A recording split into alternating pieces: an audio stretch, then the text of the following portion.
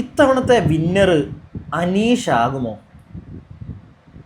സത്യം പറഞ്ഞാൽ ഇന്നലത്തെ episode Bigg Boss season 7 episode 8 കണ്ടു കഴിഞ്ഞിട്ട് ഞാൻ കുറേ നേരം വായും പൊളിച്ചിരുന്നു മേപ്പോട്ട് നോക്കിയിട്ട്. കാരണം ഞാൻ ഇന്നലെ ആ ഒരു എപ്പിസോഡ് കഴിഞ്ഞപ്പം കുറേ ഇരുന്ന് ചിന്തിച്ചു ഈ ഒരാഴ്ചത്തെ ഗെയിം, അതായത് മൈൻഡ് ഗെയിം. അവിടെ ടാസ്കുകൾ നടക്കുന്നു, അതിൻ്റെ പുറകിലുള്ള പരിപാടികൾ, ഗെയിം, അങ്ങോട്ടും ഇങ്ങോട്ടും കോയിൻ എടുക്കുന്ന പരിപാടികളൊക്കെ നടക്കുന്നുണ്ട്. പക്ഷെ അതല്ലാതെ അവിടെ ആരൊക്കെയാണ് മൈൻഡ് ഗെയിം കളിക്കുന്നത് എന്നുള്ളൊരു കാര്യം ഞാൻ ഇരുത്തി ചിന്തിച്ചു. അപ്പോൾ എനിക്ക് മനസ്സിലായത് ബിഗ് ബോസ് എന്ന് പറയുന്ന ഷോയിൽ ഒരു ഗെയിമുണ്ട്. അതിനകത്ത് വന്ന കുറേ കണ്ടസ്റ്റൻസ് ഉണ്ട്. അതിനകത്ത് വന്ന അനീഷ് എന്ന് പറയുന്ന കണ്ടസ്റ്റൻറ്റ് അയാളായിട്ട് തന്നെ അതിനകത്തൊരു ഗെയിം ഇപ്പോൾ ഉണ്ടാക്കിയിട്ടുണ്ട്. ആ ഗെയിമിലെ കണ്ടസ്റ്റൻസ് ആണ് ബാക്കിയുള്ളവർ. നിങ്ങൾ ആരെങ്കിലും അങ്ങനെ ചിന്തിച്ച് നോക്കിയോ? അനീഷ് ഒരു മണ്ടനാണ് എന്ന് വിശ്വസിച്ചിരുന്ന ഒരാളായിരുന്നു ഞാൻ. പക്ഷേ അങ്ങനെ അല്ല എന്ന് തോന്നാൻ എനിക്കൊരു കാരണമുണ്ടെന്ന്. ഒരു നല്ല ക്യാപ്റ്റനാണ് അനീഷ് എന്ന് ഞാൻ ഒരിക്കലും പറയില്ല. ഈ കഴിഞ്ഞ ആഴ്ച അയാൾ നല്ല രീതിയിൽ അയാളുടെ ക്യാപ്റ്റൻസി നോക്കിയിട്ടുണ്ട് എന്ന് പറഞ്ഞു കഴിഞ്ഞാൽ ഇല്ല എന്നേ ഞാൻ പറയുള്ളൂ. ബിഗ് ബോസ് കൊടുക്കുന്ന ടാസ്കുകൾ അത് നേരെ ചൊവ്വേ ഒരു ക്യാപ്റ്റനായി നിന്ന് ആ ഒരു ടാസ്കുകൾ ബാക്കിയുള്ള കണ്ടസ്റ്റൻസിനെ കൊണ്ട് നടത്തിക്കൊണ്ടുപോകാൻ പറ്റുന്ന ഒരാളാണോ അനീഷ് എന്ന് ചോദിച്ചാൽ അല്ല. പക്ഷേ അയാൾക്കൊരു മൈൻഡ് ഗെയിം ഉണ്ട്. എന്താണെങ്കിലും വളരെ വിശദമായിട്ടുള്ള ഒരു എപ്പിസോഡ് റിവ്യൂയിലേക്ക് നമുക്ക് കടക്കാം. അതിനു മുമ്പ് ഏവർക്കും പുതിയൊരു വീഡിയോയിലേക്ക് അങ്ങോട്ട് സ്വാഗതം. ഞാൻ ആരുടെയൊക്കെയോ പ്രിയങ്കരനായ സൈക്കോ ബോയ്. അപ്പോൾ അനീഷിനെ വെച്ച് തുടങ്ങണ്ട. അനീഷിനെ നമുക്ക് കുറച്ച് കഴിയുമ്പോഴത്തേക്ക് എടുക്കാം. കാരണം അനീഷ് തന്നെയാണോ ഇങ്ങനെ കിടന്ന് കളിക്കുന്നത്? പിന്നെ വേറൊരു എനിക്ക് സന്തോഷമായിട്ടുള്ളൊരു വാർത്ത നിങ്ങളോട് പറയാനുണ്ട്. ഇന്നത്തെ എപ്പിസോഡിലെങ്കിലും രേണുസുധിയുടെ മുഖം, രേണുസുധിയുടെ ഫുൾ ഫിഗർ ഈ ഒരു പരിപാടി കാണിച്ചിട്ടില്ല കേട്ടോ. അതിൽ എനിക്ക് വലിയൊരു സന്തോഷം അറിയിക്കാനുണ്ട് ബിഗ് ബോസ് ടീമിനോട്. അപ്പോൾ എന്താണെങ്കിലും എപ്പിസോഡ് 8 ഡേ 7 ലാലേട്ടൻ എത്തി. പരാതിപ്പെട്ടിയെ പറ്റിയിട്ടാണ് ആദ്യമേ സംസാരിക്കുന്നത്. അവിടെ ഒരു പരാതിപ്പെട്ടി വെച്ചിട്ടുണ്ട്, നിങ്ങൾക്കൊക്കെ കംപ്ലൈൻറ്റ് എഴുതിയിടാൻ. അതിനെപ്പറ്റി സംസാരിക്കുന്നു. അതിനുശേഷം എവിക്റ്റായ ആളുകളെ എണീപ്പിച്ച് നിർത്തിക്കുന്നുണ്ട്. അപ്പോൾ നെവിനോട് ചോദിക്കുന്നു, നെവിൻ പുറത്ത് പോവുമോ? അപ്പോൾ ലാലേട്ടനോട് നെവിൻ പറയുന്നു, ഞാൻ പുറത്ത് പോകത്തില്ല ലാലേട്ട, ഞാൻ പോയി കഴിഞ്ഞാൽ എല്ലാവരും ഇവിടെ മാനസികമായിട്ട് തളർന്നു പോകും. നെവിൻ്റെ ഒരു ഗെയിമുണ്ട്. അതെന്താണെന്ന് വെച്ച് കഴിഞ്ഞാൽ നെവിൻ ആക്റ്റീവായി എല്ലാവരെയും സന്തോഷിപ്പിച്ച് നിർത്തുന്ന ഒരു ജില്ലി ബോയ്. അങ്ങനത്തെ ഒരു സാധനമാണ് നെവിൻ അവിടെ ഇറക്കിയിട്ടുള്ളത്. അതുകൊണ്ട് തന്നെ നെവിൻ മനസ്സുകൊണ്ട് തളർന്നാലും അത് പുറത്ത് കാണിക്കില്ല. അങ്ങനത്തെ ഒരു ക്യാരക്ടറായിട്ടാണ് എനിക്ക് നെവിനെ എന്തായാലും തോന്നിയത്. പെട്ടെന്ന് തന്നെ അധികം സമയമൊന്നും എടുത്തില്ല. എല്ലാവരും അറിഞ്ഞു നോമിനേഷനായെന്ന്. എവിക്റ്റായി പോയ രഞ്ജിത്താണ് എവിക്റ്റായി പോയിരിക്കുന്നത്. അത് മറ്റേ ഒളിപ്പിച്ച് വെച്ച് പറയേണ്ട കാര്യമൊന്നും ഇല്ലല്ലോ, അതുകൊണ്ടാണ് ഞാൻ അങ്ങനെ പറയാത്തത്. അപ്പോൾ എന്താണെങ്കിലും ലാലേട്ടൻ രഞ്ജിത്ത് എൻ്റെ അടുത്തേക്ക് പോകുന്നുള്ളൂ, രഞ്ജിത്താണ് എവിക്റ്റഡ് എന്ന് വളരെ കാമായിട്ട് പെട്ടെന്ന് തന്നെ പറയുന്നു. രഞ്ജിത്ത് ഒന്നും മിണ്ടാതെ, അവിടെ ഉള്ള ഒരു കണ്ടസ്റ്റൻസിനോടും ഒന്നും മിണ്ടാതെ നൈസായിട്ട്, പുള്ളിയുടെ മനസ്സിൽ നല്ല വേദന കാണും, അതിൻ്റെ ആയിരിക്കാം, ഒന്നും മിണ്ടാതെ ചാടി ഇറങ്ങി പോകുന്നുണ്ട്. അപ്പോഴത്തേക്ക് ലാലേട്ടനും ബിഗ് ബോസ് ഒക്കെ പറയുന്നുണ്ട്. ബിഗ് ബോസ് പറയുന്നു ബാക്കി എല്ലാവരോടും പറഞ്ഞിട്ട് വരൂ. അപ്പോഴത്തേക്ക് എല്ലാവരും പുള്ളിയുടെ പുറകെ പോവാണ്. പുള്ളിയായിട്ട് ആരോടും വലിയ ഒരു സാധനത്തിന് പോകുന്നില്ല. പുള്ളിയുടെ അടുക്കിലേക്ക് എല്ലാവരും വരുന്നു, ടാറ്റ ബൈ ബൈ കാര്യങ്ങളൊക്കെ പറഞ്ഞു. പുള്ളി പുറത്തിറങ്ങുന്നു. പക്ഷേ പുള്ളി ലാലേട്ടൻ്റെ അടുക്കിലേക്ക് വരുന്നില്ല.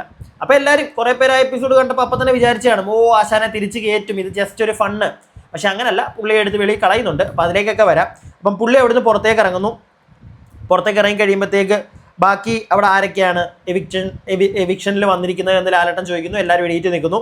അപ്പോൾ അതിനകത്ത് അനുമോളയും ശൈത്യയും പെട്ടെന്ന് തന്നെ നിങ്ങൾ രണ്ടുപേരും സേവ്ഡ് ആണ് എന്നുള്ളൊരു കാര്യം പറയുന്നു. അത് കഴിഞ്ഞപ്പോഴത്തേക്ക് ലാലേട്ടൻ ഒരു ബ്രേക്കിന് പോയപ്പം ശൈത്യ ഇരുന്ന് കരയുന്നുണ്ട്. അപ്പോൾ അടുത്തിരുന്ന് നെവിൻ, എന്തിനാണ് ശൈത്യ, നിങ്ങൾ രക്ഷപ്പെട്ടില്ല, ഇനി ഞങ്ങളല്ലേ, ചില്ലായിട്ടിരിക്കൂ, കൂളായിട്ടിരിക്കൂ എന്നുള്ളൊരു സാധനമൊക്കെ നെവിൻ ഇറക്കുന്നുണ്ട്. ഞാൻ അത് കണ്ടുകൊണ്ടാണ് പറഞ്ഞത്. പിന്നെ നെവിൻ്റെ ഒരു പൊതുവായിട്ടുള്ളൊരു ക്യാരക്ടർ നിങ്ങൾക്ക് മനസ്സിലായല്ലോ. നെവിൻ ഈസ് ലൈക്ക് ബാക്കി എല്ലാവരുടെയും ഫ്രണ്ടിൽ ഓക്കെ ഞാനൊരു ചില്ലി ബില്ലി ആ ഒരു സാധനം കാണിക്കുന്ന ഒരു വ്യക്തിയാണ്. ചിലപ്പം മനസ്സുകൊണ്ട് പുള്ളി അങ്ങനെ ആയിരിക്കും കേട്ടോ, നമുക്കൊന്നും പറയാൻ പറ്റത്തില്ല. അറ്റ് ലാസ്റ്റ് ഇതൊരു ഗെയിമാണ്. ഞാൻ തുടക്കത്തിൽ പറഞ്ഞ കണക്ക് ഓരോ ദിവസവും മാറിക്കൊണ്ടിരിക്കും, ഓരോ ദിവസവും ചേഞ്ച് വന്നുകൊണ്ടിരിക്കും. അതുകൊണ്ട് തന്നെയാണ് ഞാൻ തുടക്കത്തിൽ ചോദിച്ചത് അനീഷ് ബിഗ് ബോസ് വിന്നർ ആകുമോ എന്ന്. ആകുമെന്ന് എനിക്കിപ്പോൾ പറയാൻ പറ്റില്ല. കാരണം മുന്നോട്ട് വരുമ്പോൾ അവൻ ഒരു തേങ്ങയില്ലെങ്കിൽ, ഒരു മൈൻഡ് ഗെയിമും ഇല്ലാതായി പോയി കഴിഞ്ഞാൽ ഒന്നും നടക്കത്തില്ല. പക്ഷേ ഇന്നത്തെ എപ്പിസോഡിൽ അനീഷ് അത് സ്കോർ ചെയ്തത് മൊത്തം ഇന്ന് അനീഷ് ആയിരുന്നല്ലോ. സത്യമായിട്ട് നിങ്ങൾക്ക് അങ്ങനെ തോന്നിയോ? എനിക്കങ്ങനെ തോന്നി. സ്കോർ ചെയ്തത് മൊത്തം അനീഷായിരുന്നു. ആ വീട്ടിലെ ബാക്കി അത്രയും പേര് അനീഷിനെ എതിർക്കുമ്പോഴും പുള്ളി ഒറ്റയ്ക്ക് നിന്ന് ഹി വൺ ദ ഗെയിം. പുള്ളി ഇന്നത്തെ ഗെയിം, പുള്ളിയുടെ നാക്ക് കൊണ്ടുള്ള സംസാരം, ലാലേട്ടൻ ചോദിച്ച ഓരോ കാര്യത്തിനുള്ള മറുപടി, അവൻ ചെയ്ത തെറ്റുകളെല്ലാം അവൻ പറയുന്നുമുണ്ട്. അതാണ് അവൻ്റെ ബ്രില്യൻസ്. ഇല്ല എന്നവൻ പറയുന്നില്ല, അവനെല്ലാം ഓർമ്മയുണ്ട്. എന്തൊക്കെ ആരോട് പറഞ്ഞു എന്നുള്ള കാര്യം വളരെ കൃത്യമായിട്ട് അനീഷിന് ഓർമ്മയുണ്ട്. അവിടെ വേറെ ആർക്കെങ്കിലും അങ്ങനെയുള്ള ഓർമ്മശക്തി ഉണ്ടോ എന്ന് എനിക്കറിയത്തില്ല, പക്ഷെ അനീഷിന് അത് ഓർമ്മയുണ്ട്. സോ ഈസ് എ പ്ലെയർ, ഒരു ഗെയിമറാണ്, ഒരു മൈൻഡ് ഗെയിമറാണ് അനീഷ്, മറ്റേ ഗെയിമറല്ല. മറ്റേ അവിടുത്തെ ടാസ്കുകളൊക്കെ ഓടി കടന്ന് ചെയ്യുന്ന, അല്ലെങ്കിൽ എല്ലാം കൃത്യമായിട്ട് ചെയ്യിക്കാൻ കഴിവുള്ള അങ്ങനത്തെ ഒരാളല്ല അനീഷ്. പക്ഷെ അങ്ങനത്തെ ഒരാളല്ല എന്ന് നമ്മുടെ മുന്നിൽ അഭിനയിക്കുന്നതാണോ, അല്ലെങ്കിൽ അങ്ങനെ ഒരാളായി മാറുന്നതാണോ അനീഷ് എന്നും കൂടെ നമുക്ക് ചോദിക്കേണ്ടിയിരിക്കുന്നു. കാരണം ഇത്രയും പൂർണ്ണ ബുദ്ധിയുള്ള ഒരുത്തനായിട്ടാണ് എനിക്ക് തോന്നുന്നത് അവനെ. എന്താണെങ്കിലും അതിലേക്കൊക്കെ വരാം. പിന്നെ പരാതിപ്പെട്ടിയുടെ കാര്യങ്ങളൊക്കെ പറയുന്നുണ്ട്. എല്ലാവരും അനീഷിൻ്റെ പേരാണ് എഴുതിയിരിക്കുന്നത്. അത് അങ്ങനെയല്ലേ വരുള്ളൂ, അറിയാലോ നിങ്ങൾക്ക്. അപ്പോൾ ആദില നൂറ അവരോട് ചോദിക്കുന്നുണ്ട് എന്താണ് എഴുതാനുള്ള കാരണം എന്നൊക്കെ ചോദിക്കുന്നുണ്ട്. അപ്പോൾ അനീഷിൻ്റെ കാര്യങ്ങൾ പറയുന്നുണ്ട്.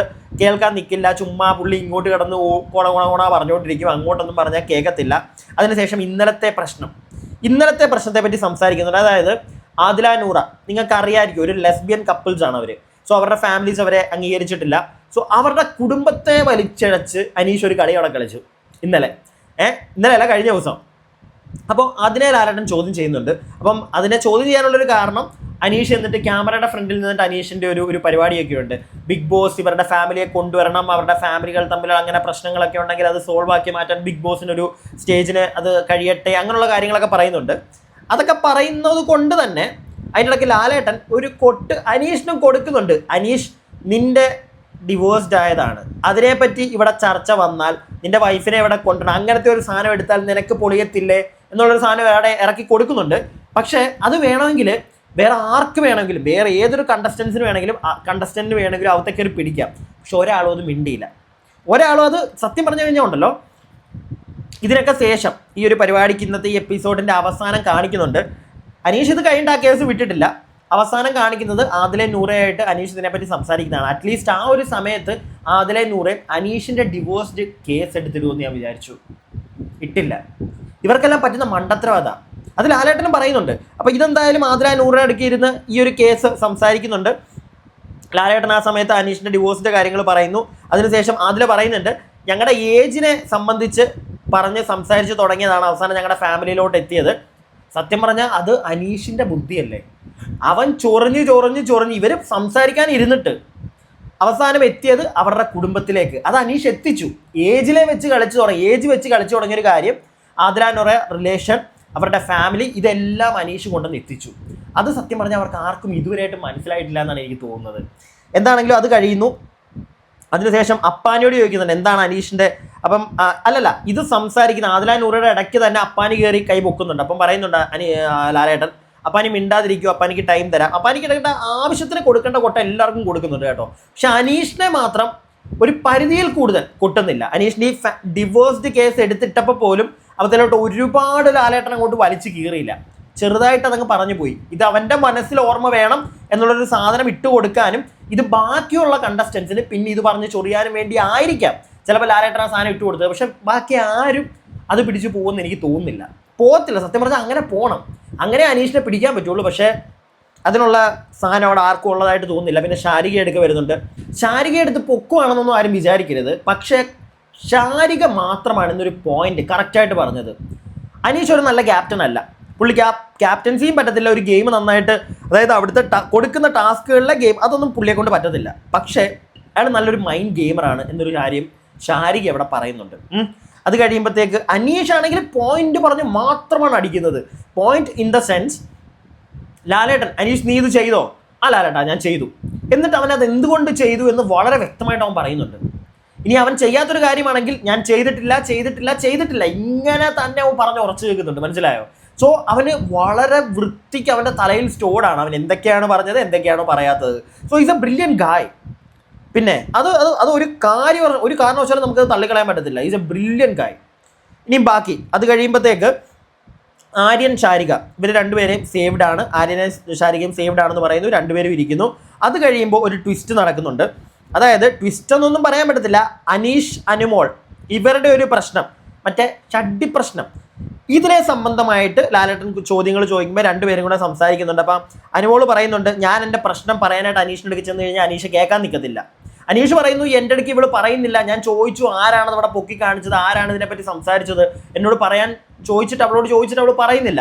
പക്ഷെ അനുമോള് പറയുന്നത്, ചേട്ടാ ഞാനിത് വേറെ എന്ത് കാര്യങ്ങൾ ഇയാളോട് പറയാൻ ചെന്നാലും ഇയാൾ കേൾക്കാൻ നിൽക്കത്തില്ല, ഈ ഒരു കേസിൽ മാത്രം ഇയാൾക്ക് എന്നോട് ചോദിക്കണം, എനിക്കത് പറയാൻ താല്പര്യമില്ല എന്നുള്ള രീതിയിൽ പറയുന്നുണ്ട്. അതിനുശേഷം ലാലേട്ടൻ ഒരു ബ്രേക്കിന് പോകുന്നു. അനുമോളും നമ്മുടെ അനീഷും അവരുടെ ആ സംസാരം അവിടെ തുടരുന്നു. ഈ സംസാരം നടക്കുന്നതിൻ്റെ ഇടയ്ക്കോട്ട് നമ്മുടെ അബി ഒരു കാര്യമില്ല, ചുമ്മാ ചാടി വീണ ഒച്ച. ഇത് നടക്കുന്നതിനൊക്കെ തൊട്ട് മുമ്പാണ് ലാലേട്ടൻ ശാരികയോട് ചോദിക്കുന്ന സമയത്താണെന്ന് തോന്നുന്നു ലാലേട്ടൻ പറയുന്നുണ്ട്,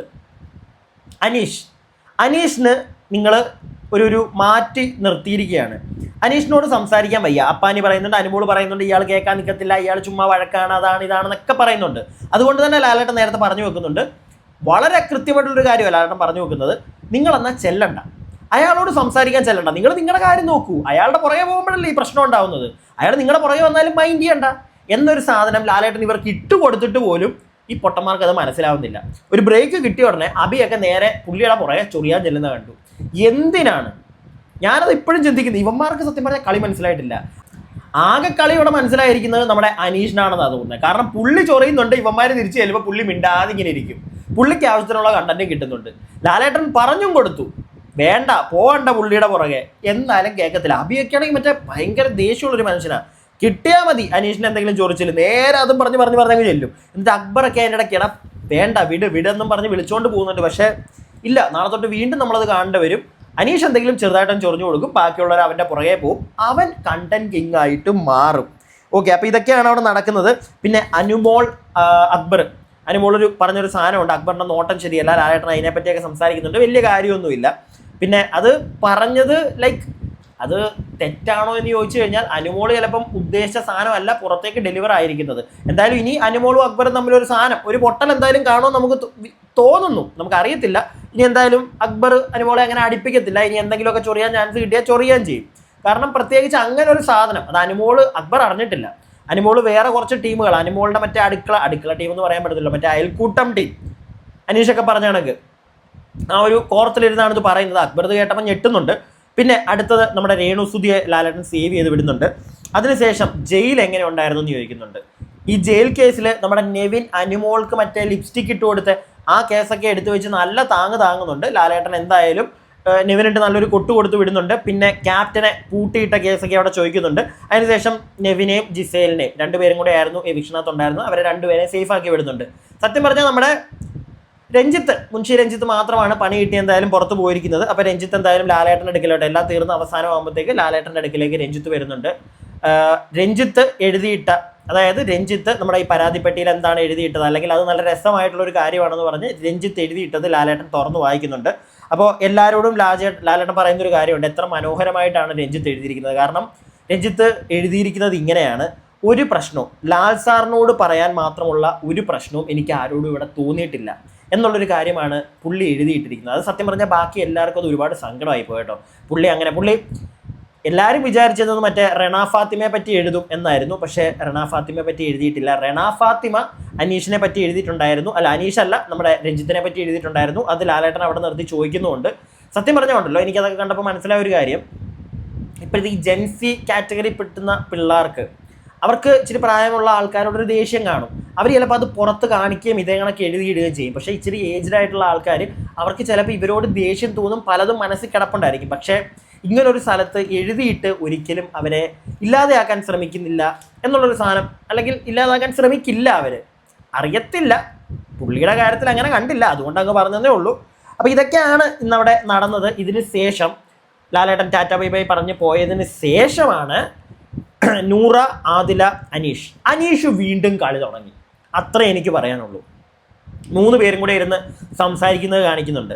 അതായത് വീണ്ടും ഈ ഫാമിലിയുടെ നിങ്ങൾ കാര്യം പറയൂ, അനീഷ് മാമൻ കേൾക്കട്ടെ എന്നും പറഞ്ഞ് രണ്ടുപേരുടെ നടുക്കിരുത്തി കഥകൾ പറയുന്നത് വളരെ നീറ്റായിട്ട് അനീഷ് അവിടെ ഇരുന്ന് സംസാരിക്കുന്നുണ്ട്. പക്ഷെ അപ്പോഴും എനിക്ക് മനസ്സിലായത് നൂറയും ആദിലയും മണ്ടികളായതുകൊണ്ടാണ്, അവർക്ക് ഗെയിം മനസ്സിലാവാത്തതുകൊണ്ടാണ് അനീഷിനോട്ടിരുന്ന് കഥ പറയുന്നത്. ഇല്ലെങ്കിൽ അനീഷിനോട് കഥ പറയാൻ നിൽക്കരുത്. കാരണം നാളെ അനീഷ് വീണ്ടും ഈ സാധനം കുത്തിപ്പൊക്കും. അനുമോളുടെ ഷഡ്ഡി കേസ് അവൻ തന്നെ, അനീഷ് തന്നെ പറയുന്നുണ്ട്, ഇതെന്ന് വരെ എനിക്ക് പറയാവോ അന്ന് വരെ ഞാനിത് പറയുമെന്നൊക്കെ അനുമോളോട് പറയുന്നുണ്ട്. സോ പുള്ളിക്ക് കിട്ടുന്ന സാധനങ്ങൾ പുള്ളി അത് പിടിച്ചോണ്ടേയിരിക്കും. പുള്ളി എടുക്ക പോകാതിരിക്കുക, അതാണ് ബാക്കി എല്ലാവരും ചെയ്യേണ്ട കാര്യം. പക്ഷേ അത് നടക്കത്തില്ല. ഈ അബിയെ പോലുള്ള ആൾക്കാർ ചൊറിഞ്ഞുകൊണ്ട് ചെല്ലും, പുള്ളിക്ക് കണ്ടന്റ് കിട്ടും. പുള്ളി ഗെയിം, അവിടുത്തെ ടാസ്കുകൾ പുള്ളി കളിച്ചില്ലെങ്കിലും മൈൻഡ് ഗെയിം അത് വെച്ച് പുള്ളി മുന്നോട്ട് പൊക്കോണ്ടേ ഇരിക്കുമെന്നാണ് എനിക്ക് ഇന്നത്തെ ഒരു എപ്പിസോഡ് കഴിഞ്ഞപ്പോൾ മനസ്സിലായത്. പറയാൻ പറ്റത്തില്ല, ഞാൻ തുടക്കത്തിൽ ഇടയ്ക്കൊക്കെ പറയുന്നുണ്ടല്ലോ, നമുക്ക് ഗെയിമിനെ പറ്റി ഒന്നും പറയാൻ പറ്റത്തില്ല. ചിലപ്പോൾ നാളെ ആകുമ്പോൾ മാറും, ചിലപ്പോൾ ഇന്ന് കാണുന്ന ആൾക്കാരായിരിക്കത്തില്ല നാളെ കാണുന്നത്. സോ ഇതിങ്ങനെ മാറി മറിഞ്ഞുകൊണ്ടിരിക്കും. പക്ഷേ അനീഷിൻ്റെ ക്രൂഷ്മ ബുദ്ധി അതിൽ ബാക്കിയുള്ളവർ പോയി പെട്ടാൽ അനീഷ് മുന്നോട്ട് പൊക്കോണ്ടേയിരിക്കും. ഇത് കൺഫേംഡ് ആണ്. അവനിനി എന്തൊക്കെ ടാസ്കിൽ എന്തൊക്കെ ഗെയിം കളിച്ചില്ല മണ്ടത്തരം കാണിച്ചാലും ഇങ്ങനെ പൊക്കോണ്ടിരിക്കും. ഇതാണ് എനിക്ക് ഇന്നത്തെ ഒരു എപ്പിസോഡ് കണ്ടപ്പോൾ പറയണമെന്ന് തോന്നിയ കാര്യങ്ങൾ. അപ്പോൾ വീഡിയോ എല്ലാവർക്കും ഇഷ്ടപ്പെട്ടിട്ടുണ്ടെങ്കിൽ ലൈക്ക് ചെയ്യുക, സബ്സ്ക്രൈബ് ചെയ്യാതെ കാണുന്ന പ്രിയപ്പെട്ടവർ ഒന്ന് സബ്സ്ക്രൈബ് ചെയ്യുക. അടുത്ത വീഡിയോയ്ക്കായി stay tuned and stay weird.